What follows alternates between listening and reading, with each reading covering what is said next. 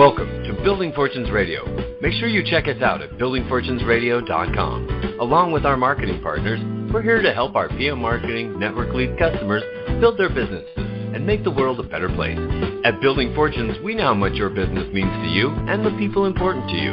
So spread the word, tell a friend, join our newsletter, and go make a difference in your world. Now on to our show with your host, Peter Mingils. Hello, everyone. Peter Mingils here. You are listening to me. My name is Peter Mingils. We're hosting right now on this, the best of Building Fortunes Radio. We're doing a special project where people are taking a look at some of the things that we do. And I figured we might as well just do a best of series of radio shows we did in the past. And for those people that might be unfamiliar with Building Fortunes Radio, we started back in 2012. Where I wanted to build a platform of my own to be able to share the microphone with lots of different people with interesting things to say. I wanted something with no censorship on the topics or the views. I thought everybody's voice is important to hear. People can say or share what they want. They just want to be nice about it, where they're not going to do things that don't sound good, but, the stuff that would be appropriate from almost every age group. So that's what we built, and we built that successfully, again, for over a decade. We have over 6,030, 60, or 90-minute radio shows where we've done interviews with people that are entrepreneurs, business owners, extraordinary people with everyday stories, and everyday people with extraordinary stories, people that have stories of success, stories of failure, and stories that will inspire you, and some stories might actually leave a cautionary tale. On this series, I've selected some of the best of Building Fortunes Radio. Listen in and you might hear people like Washington, D.C. Attorney Jim Turner from the organization Citizens for Health.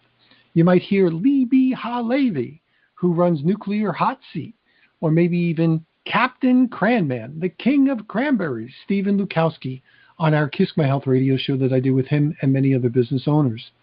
We also might hear from people like Ron McMillan, who co-authored Crucial Conversations, or maybe even Dr. Charles King, the marketing professor over at the University of Illinois in Chicago, or maybe the Pure Light inventor, Roger Young.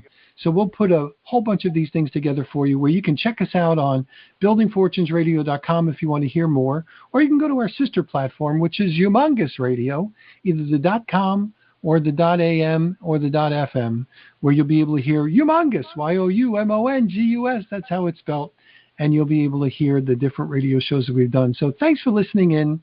This is, again, the best of Building Fortunes Radio, where you get a slice of some of the things that we do. And hopefully you'll enjoy this and you'll visit us on buildingfortunesradio.com. Hello, everyone. Peter Mingils here. You're listening to us on Building Fortunes Radio. This is our very special Citizens for Health radio show segment, certainly one of my favorite ones during the week. I get a chance to share a microphone and a platform with a gentleman named Jim Turner. Jim's been an attorney with Citizens for Health since 1993. He was an original, if you will, Ralph Nader Raider, for those people who even remember that name. And he's been associated with helping in this industry for a really, really, really long time. And we get a chance to grab 30 minutes or so of his time if he's available on Fridays at noon. So if you're listening in live, you can always catch us on buildingfortunesradio.com/live at this time, or you can call in the number that you dialed. That was the 347-237-4097 number to be able to listen in on the phone. And, of course, we archive these radio shows on our buildingfortunesradio.com domain name. Just type in or look for Citizens or Jim Turner. And like I said, I thoroughly enjoy this radio spot because I get a chance to hear some really cool things. Jim Turner is going to introduce himself, tell us a little bit about Citizens, and hopefully, Jim, we're going to be able to, on this radio show, talk about the FDA and homeopathy. I kind of hijacked the previous radio show that we had about another topic, and I didn't realize that has just happened, so you'll bring us up to speed on what's going on with the FDA and homeopathy. So over to you. Okay. Well, first of all, thanks for having this opportunity and creating this time.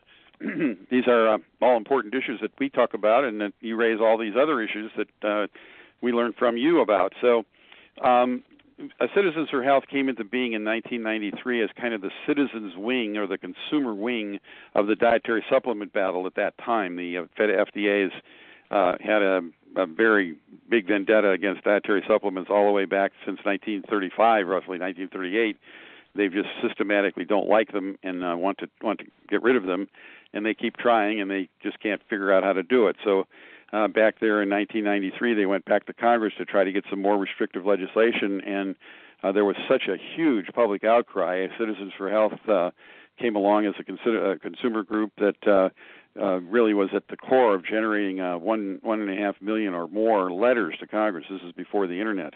And it caused the bill to pass both houses of Congress. So that is, they came and stopped the FDA bill and got another bill substituted, the Dietary Supplement Health and Education Act. And that bill passed both houses of Congress almost unanimously. I think there were 10 votes against it in the House and fewer than that in the Senate, as I understand it, as I recall it. But anyway, huge victory, and it's now thought of as the Bill of Rights or the Declaration of Independence of dietary supplements. And at that point, the market was in the $3 billion area, and now it's above $40 billion according to some estimates. But in any case, it was a big, major breakthrough and was very, very important. And then Citizens for Health came into being at that point. A couple of years before that, I had been involved with some other consumer groups in getting the Organic Food Production Act through Congress. And then the Department of Agriculture tried to cut it back in 1999, and about a year there, 2000, and Citizens for Health again generated about 250,000 comments on the Internet at this time to the Department of Agriculture and stopped that from happening. And they've been doing that. They had another big dust-up in 2010 when a couple of the Democratic and the Republican Senator McCain and Senator Dorgan, decided that they were going to move a bunch of dietary supplements into the area of controlled substances at DEA, and they had the backing of the NFL and Major League Baseball and all kinds of big shots. And again, there was an outcry. Citizens for Health was the second group after the Alliance for Natural Health, and then ultimately 19 groups got together and basically was such an outcry from February 1 until February 25th that around the 25th of February they withdrew their bill. This is what we do. We've got roughly 100,000 activists on our list, and when something bad happens, we tickle them with the information, and they jump up and take action. And we can do that on a state level too. We can we've done that quite a bit. Florida, California, New York. Other places on nutrition rules in the states, and on some vaccine rules, and also on the issue of pesticide spraying from airplanes. We've been involved in all of those issues at the state level. So that's kind of what we do. And right now, you mentioned there's a nice little dust up around homeopathy. Apparently, the FDA, for some reason, maybe people are retiring and need to get it off their desk or whatever, but they're going after a bunch of natural healing things, compounded pharmacies, whole raw milk, a number of things, including homeopathy. They've now announced a new guideline on homeopathy, and it is very disruptive to the homeopathic world, and the homeopathic consumers are rallying and saying, wait a minute, you shouldn't really change things. We've had 30 years of good regulation under something called CPG 400. That's a guide for the production and management of the substances that are in homeopathy, and no problems of any kind. The one issue that does exist is that there are some products in the market that say they're homeopathic, which aren't. And with under the law and with the guideline that the FDA announced in 1987, they have plenty of authority to keep products from calling them homeopathic when they aren't. And we would like that. That would be a good thing. In any case, that's kind of the Citizens for Health framework and a little introduction to homeopathy. And Peter, ask me some questions or think up some new issues to talk about, or however you want to proceed. There we go. Well, just as a friendly reminder, you mentioned there's 100,000 people that get notices. For you, if you're listening in, sign up for the newsletter. If you go to citizens.org, citizens.org, find the newsletter and sign up for the newsletter, and then you too could be part of the participants in this newsletter or receive this newsletter, which Jim sends out once or twice and sometimes 3 times a week perhaps, and learn about some of the things that you just didn't know about. So citizens.org, citizens.org. That's where you go sign up. So, Jim, there's a whole bunch of stuff happening. Did you cover most of the things that you wanted to on the homeopathy? Well, and by the way, I do want to say a couple things more. The homeopathic issue is extremely important. Homeopathy is a very important component of the natural healing world.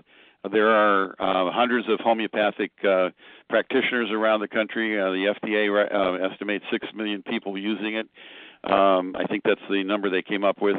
6 million people using it, and they estimate about a $3 billion market.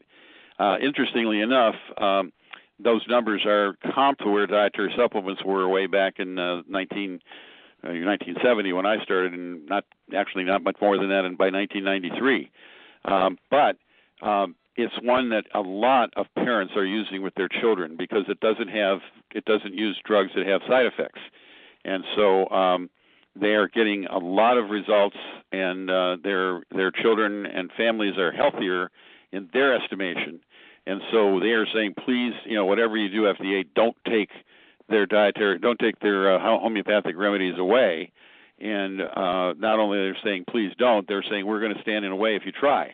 And that's what they're doing, and it's creating quite a response. And we want to help shape that. I believe very strongly that the Food and Drug Act, which actually references the homeopathic pharmacopoeia as a one of the drug sources in our healthcare system, and has a set of references to homeopathy in the law itself. In fact, the law was written by a senator who was a homeopath from New York, and he'd used homeopathy in the flu outbreak of 1918 and had enough effect in New York that was positive that he was elected senator. People felt that he really had done a job. And his name is Copeland, and he was there all the way up, starting in the early 20s, all the way up until 1938, when the law was passed. And he died just about the day that the law was passed. I think it was a month. I can't remember if it was a month before or a month after. But in any case, it's a very important piece of law that's in existence in the Food and Drug Act, and that information is based upon the homeopathic system of healing, which you recognize most when you think about buckboard doctors going around out in the West, or even here in New England. But there were about a third to a half of the medicine delivered in the 19th century in the United States was homeopathic. People like John D. Rockefeller were very strong supporters of it. And then in 1900, William McKinley, the president, and about 99 of the country's leading citizens dedicated a statue, which is right here in Washington, about a block from my office, to Samuel Hahnemann, the founder of homeopathy, and they called him the father of modern medicine. Then the forces of the 20th century took over, and mechanization and all the various kinds of powers that created the kind of economic system we have now, where there's a lot of mechanistic work and there's a lot of very material involvement, important in its particulars, but not necessarily the only thing. But it took over and pretty much minimized not only homeopathy, but chiropractic and massage therapy and all the energy systems and so on. They're all coming back now in the 21st century. They're all coming back, and they're all robust and vibrant. And the FDA is trying desperately to fit them into a drug regulation system that was designed for products that are inherently dangerous. And they don't fit there, and we're wanting to make that clear to the FDA. So that's the homeopathy story, and folks out there who are interested in health choice and wanting to create a place in which people can find their own path to wellness, as we call it, this is a very important issue to be focusing on. Now, an additional point I want to make is that we, Citizens for Health, is helping to create something called Citizens for Health Choice. And that is an umbrella group that's bringing all these different entities under a common theme. We want the right to choice. We want to be able to choose these things. We want them to be things that we can have in our own family's health cabinet. We are not happy with the FDA and the government substituting its judgment for our judgment on what's best for our health. We're very happy for them to tell us information and to point at things and to say stuff and to make sure that things are properly labeled and that the stuff that's on the label is in the bottle. We're very happy with that. We are not happy with them saying you can't use this product to cure that. You can't try this thing for that disease. Right now they have a rule that says you are not allowed ever to connect your whatever it is, homeopathy, chiropractic, whatever it is. You're not allowed to connect any products in that area to the treatment, mitigation, cure, prevention, or diagnosis of any disease. Can't do that unless you go to the FDA and get a certificate from them, which at a minimum costs $100 million. That's what their own witness testified to in a case that we had. How much does it cost to make one ingredient get through this system? Minimum of $100 million. So they're basically setting up a system that says anything that is inexpensive and effective is not allowed to be used. And that's problematic. Homeopathy would probably dominate the healthcare world except for one simple fact, and that is that you can make all the homeopathic remedies for the entire population for the United States for 1 year for $10 million. And that is not going to feed the economics of the pharmaceutical industry. So you put all that together, and you have something very important here that we want to make sure the FDA either inadvertently or purposely doesn't undermine, and that's what the battle about homeopathy is about. It's one of the particulars of the struggle for health choice. Excellent information. So this is the reason why we have Jim Turner on the radio show. Now, we've done a radio show with Paula Brown on February 9th of this year. Paula is spelled Paola. Her last name is Brown. And if you do a search on buildingfortunesradio.com, you'll be able to hear that radio show segment. And she's a mom who really just took it on her own to go out there and coordinate a lot of activities to try to fight these types of issues. You know, Jim, I'll let you clean up what I'm going to say next. I was speaking to a woman just even today who just retired. She was looking to build a home-based business. She's working with a company that sells health and nutrition. And she's, now that she's available and has more time, she's going to devote more time into her network marketing company. And they sell alternative things, that she's obviously a drugstore, and she's not selling drugs. She said to me, I'm in good health thanks to the companies that I've been associated with. Even though I haven't made a lot of money, I'm in good health as a result of the education relative to health and nutrition. So, and I referenced, you might as well stay in good health because you can't afford the bad stuff, because I've had some people surrounded me recently who've had cancer, and chemotherapy is just like hugely expensive. I mean, one bag of chemotherapy could be thousands or tens of thousands of dollars depending on what kind of chemical mix they decide to make. So when we talk about homeopathy being very inexpensive, the cost of the homeopathy is very inexpensive, but what's the cost to the healthcare industry when people don't get sick? Like $1 of homeopathy might save them or cost them about $100 is we roughly figure about $100 for every dollar spent on homeopathy. So if you think that the FDA is estimating that $3 billion is being spent on homeopathy, if you multiply $3 billion by 100, that's $3 billion, $30 billion, $300 billion. Pretty soon you're talking about big money. It's like a senator here in Washington a number of years ago, Senator Dirksen, very powerful, very prominent conservative Republican, once said, if in the federal government budget, if $1 billion here and $1 billion there, and pretty soon you're talking about big money. Well, if you've got a system going along right now which is costing them $300 billion, and then people start discovering, in Paula Brown's case, Paula Brown's a mother, and she has treated her family and herself with homeopathy. She went into she had an autoimmune liver disease, and she went. I think it was liver disease. I think it was liver, but in any case, she had an autoimmune disease in one of her organs, and she went to the Mayo Clinic and a bunch of other places, and they basically told her she could. They could cut the nerve to the organ, so she would the pain would go away. She could take a drug that would make her hair fall out, or she could get painkillers that would cause her to have to go right away into upon the prescription of the drugs. She would need to go into a self-help group to break the addiction that was going to be naturally come along with that drug. Those are her three options: an addictive drug, a drug make her hair fall out, and cut a nerve to her organ. And she was depressed and unhappy, and she went through a whole bunch of alternative medicine things until she found homeopathy. They had a homeopathic remedy that was absolutely the correct remedy for her. She took it as told, and the entire issue disappeared over about 9 months, and she did not have to remain on a drug. The whole drug that she used cost her less than $10, and she did not have to pay the hundreds of dollars she would have had to pay on a monthly basis for the maintenance of the therapy that was one that either would make her hair fall out or she would have to take painkillers for that would possibly become addictive.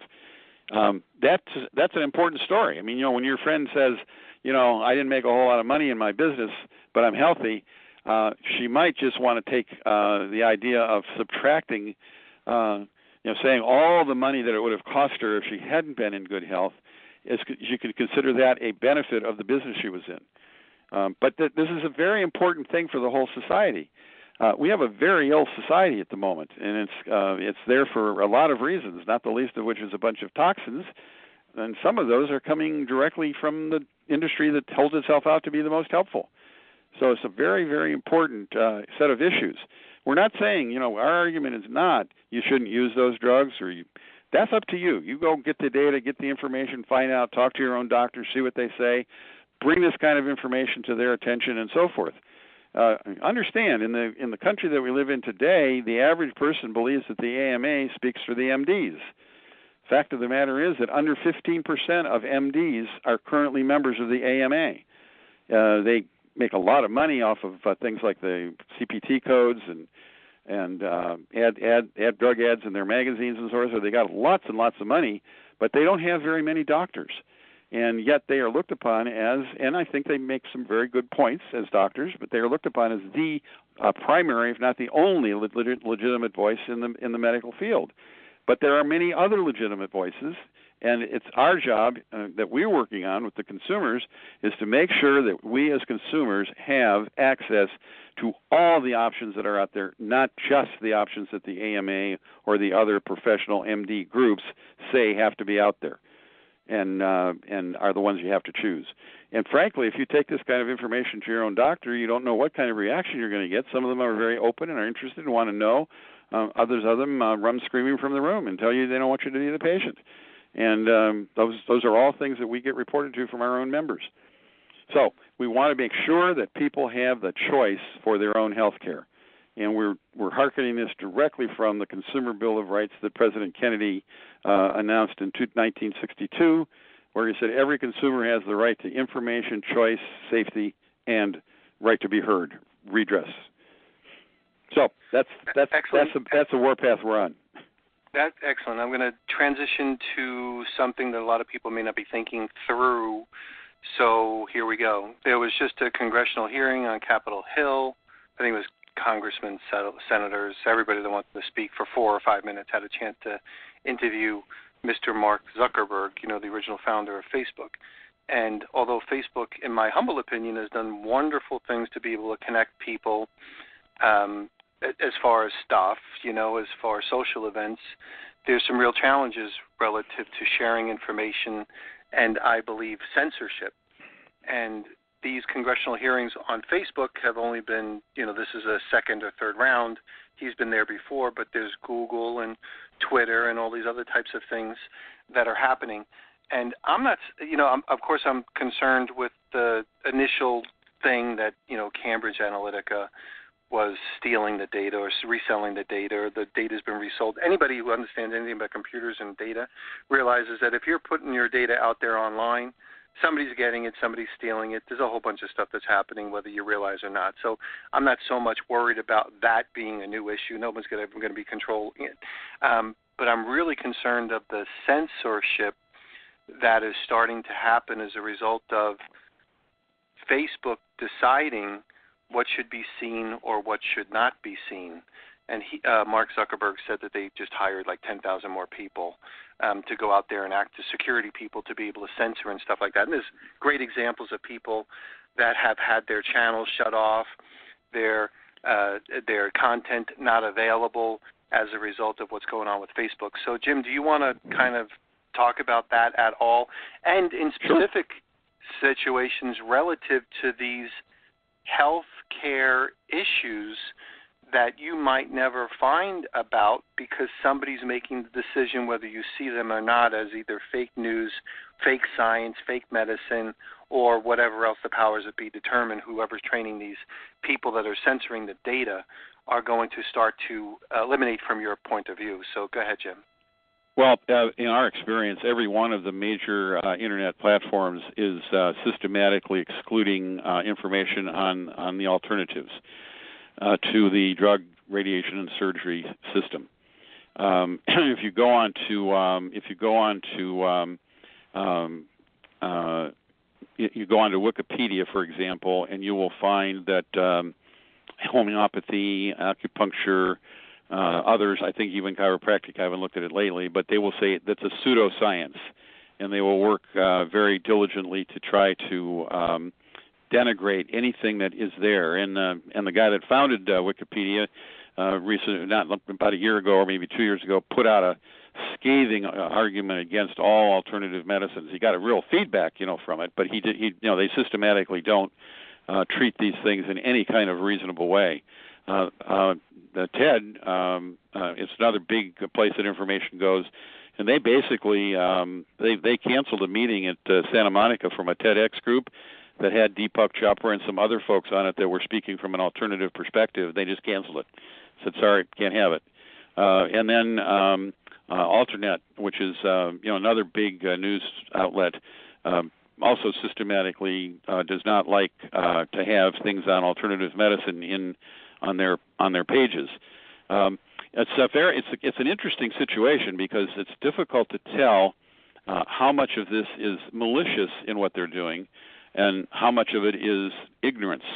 For example, it's pretty clear that on Wikipedia there are, they call them black swans, people who are hired by the drug industry to go on board of Wikipedia and just systematically alter anything that's put there about any non-drug, non-surgery, non-radiation intervention.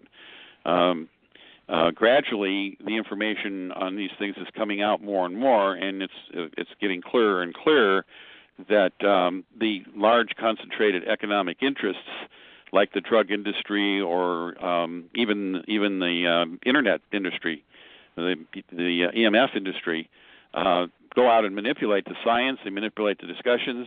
A lot of people who are, quote, journalists, who are at the bottom of the at the outer end of the information chain, believe that they're reporting the truth when they report the kinds of things they're reporting that are just industry propaganda. And it's very important for individuals to look for sources of information that are not controlled. Google right now is implying rules that the FDA wants to apply that they can't because they would be illegal if the FDA did it, but Google's doing it as if it were the thing that needs to be done. I'm sorry, yeah, Google's one, and also the other one, the one that's really doing it. Google's not doing it quite that way. It's Amazon that's doing it. Amazon is actually requiring people to meet a set of standards that are far more rigorous than what the government would require. And what's interesting about that is it's private business. They can do anything they want. They can just say you can't be on here. And then, the situation with Facebook is quite interesting. I mean, Zuckerberg has a setup where he and his family and friends get 85% of the cash that is generated by Google, and the 15% goes to people who provide content. So they're running a situation where they got almost all free content, and they're just raking money in hand over fist.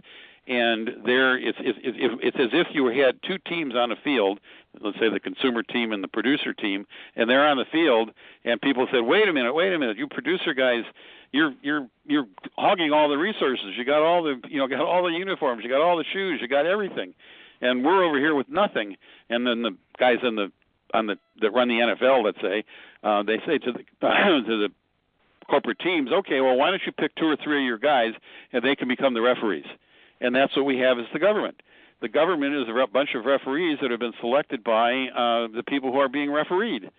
This is all spelled out in my book, The Chemical Feast, which was put out in 1970. It's the Native Report on Food Protection at the FDA. And then from then until now, we've worked on things like organic food, acupuncture. There was a huge vaccine crisis in 1976 in which the government started to inoculate every 200 million people and then had to stop at 49 million because people were actually falling over dead after getting their flu vaccines. That kind of information is still out there. We were able to actually have some impact on those things. There's some other things that have been coming along that are alternatives. We've worked on sweeteners. I use sweeteners as an example, but these chemical sweeteners are very dangerous. It's crazy for people to be using them. They create glioblastomas, which are quite prevalent in the culture, and the scientists know that. Regulators know that, but they use kinds of funny reasoning to say, well, it's okay. We've managed to keep the NutraSweet marketplace down to to about $1 billion. They were going for about $7 billion, which is the sugar. They were going to try to displace sugar, and they didn't make it. But anyway, all I'm saying is that this stuff is going on around us all the time, and that censorship you were talking about, whether Zuckerberg intends to censor them or not, they will be censored. Right, and that means there's going to be a lack of information, and what you're all about is the information for people to be able to take it and then make their own decisions based on their own situation. That reminds me, we're going to have a walk-run for health choice here in Washington June 3rd.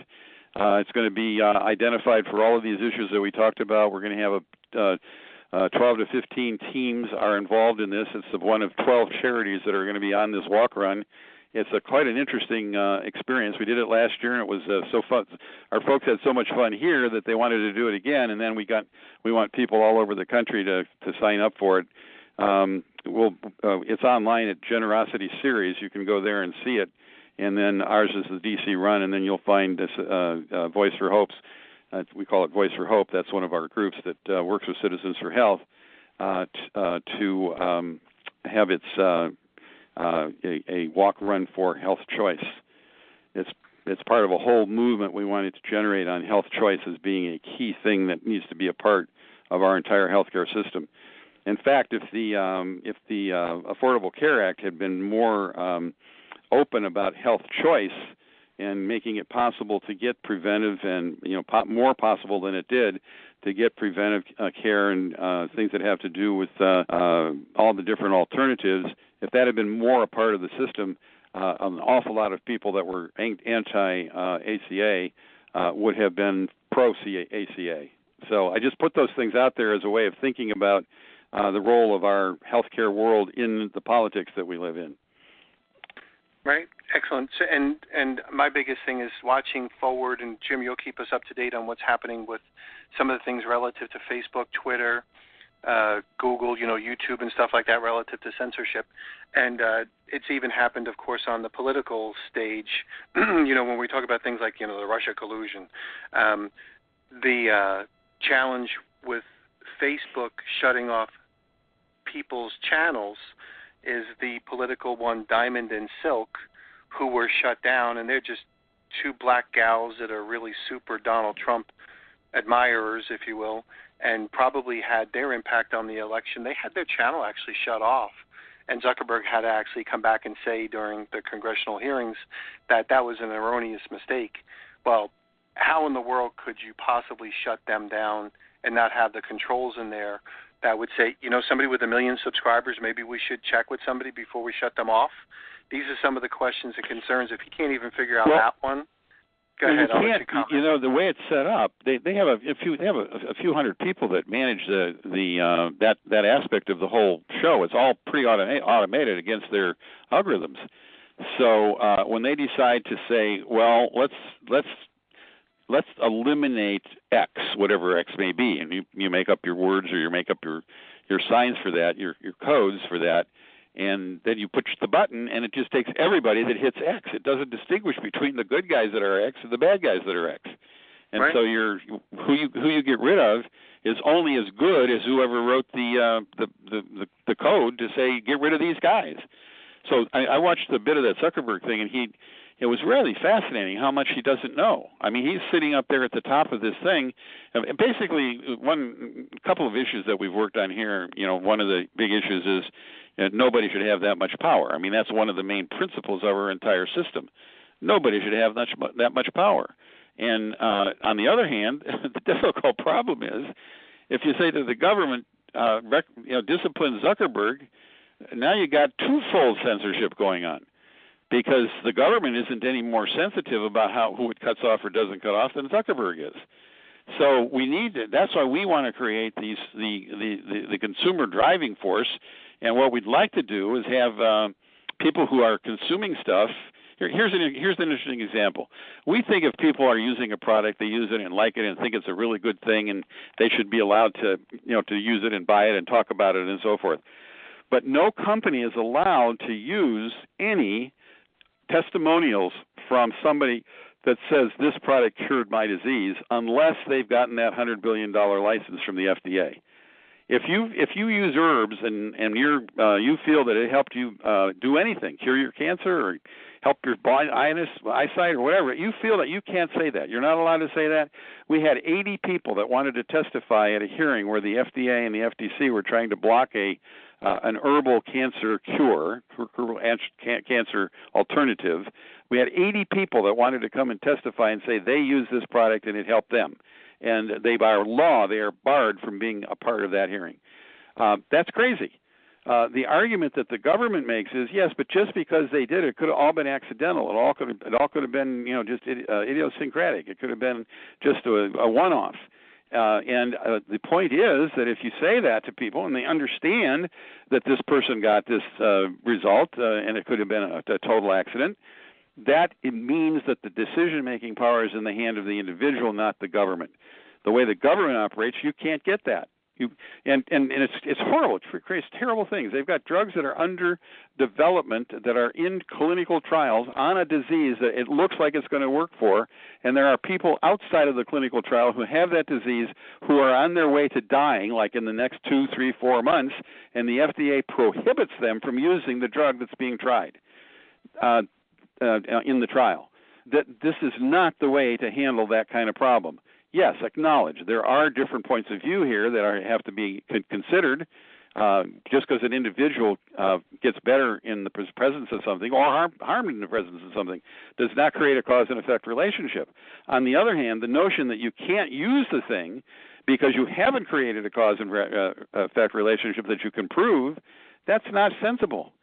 We do things all day long that we base on the people have told us stuff or the other experiences have had and so on. Our science is there to refine what we know. It's not to be the total statement of what we know. So anyway, I guess I'm ranting today, but it's very difficult to watch people who are sick be told they can't have a drug. We had an ALS client here who was working with a laboratory that was providing him with the drug, and it was a drug that was made from his own cells. And the FDA moved in and said, you can't do that to the company, and put it out, basically took those products off the market. And he asked us to try to figure out if there was a way we could at least get him to get the drug or figure out some way to have it work, and we couldn't find a way. The FDA just was absolutely immovable. Their position was it was misleading to anybody, and if they think they could get cured that way, then they were just going to be silly fools that were going to buy charlatan stuff, and that was the end of it. And this is not what the Food and Drug Law was intended to do. They've taken laws that were designed to prevent fraud. That is, somebody getting up and saying this thing will do that when in fact he knew it wouldn't. That's fraud. That was what the FDA law was set up to solve. And they've taken that law and they've said, unless you can prove that this thing will do what you say, if you can't prove that, then we're treating it as if you're lying. And that's just wrong. And the public is getting more and more unhappy with that. Yep. And was there any kind of an ending to your ALS patient? Never got the drug, and he got sicker and sicker. He has not died yet, but he's sicker and sicker. Wow. So when we talk about freedom, it's freedom with an asterisk. I mean, there was nothing that he could take. But this product was being made. He felt it was working for him. What's the problem if he takes it? I mean, how is that the FDA's business even?